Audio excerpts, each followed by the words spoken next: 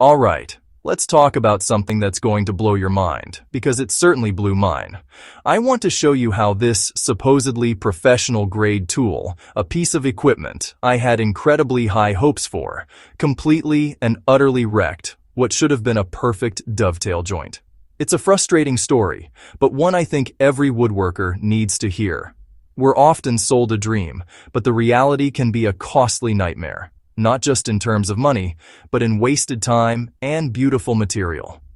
We're conditioned to believe that the pro label on a tool is a guarantee of flawless performance, that it's a shortcut to precision and perfection. But I'm here to tell you, that's a myth, a dangerous one. The word pro is a marketing term, not a certified standard of quality, and learning that lesson the hard way is what this is all about. I'll admit I was completely hyped when I unboxed this thing. The marketing was brilliant. You know the drill. Sleek, aggressive branding, bold pro claims plastered all over the packaging, and those seductive ads showcasing impossibly perfect finishes. They show you slow-motion shots of flawless joinery, gleaming surfaces, and woodworkers who look like they've achieved a state of Zen-like mastery, all thanks to this one tool. The promise wasn't just of a good tool, but of effortless, guaranteed results. I bought into it. Hook, line, and sinker. But then came the moment of truth. I was doing a simple, straightforward dovetail run on a piece of beautiful maple I'd been saving, and that's when the fantasy collapsed. The tool started undersizing the cuts. It wasn't off by much, just a hair's breadth, but in joinery, a hair is a mile. The cutter was wandering, creating a sloppy, inconsistent channel that completely wrecked the fit. The pins wouldn't seat properly, leaving ugly gaps. The marketing promised machine-like precision, but the reality was a comedy of errors.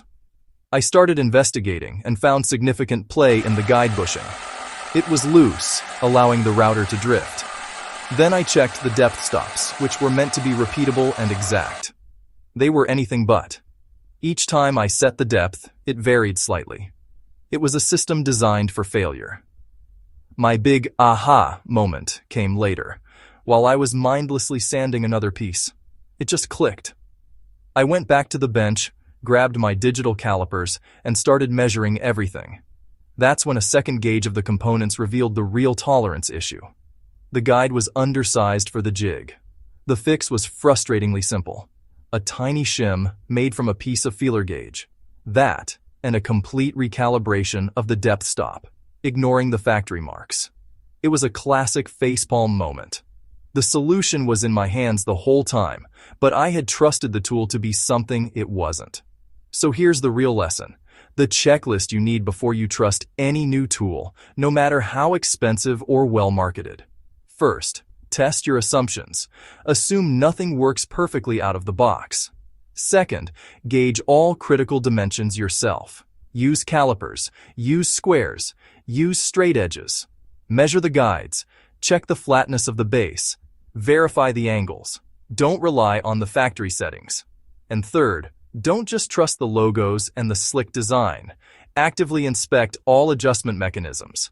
Check for wobble, for backlash, for slop. Tighten every screw.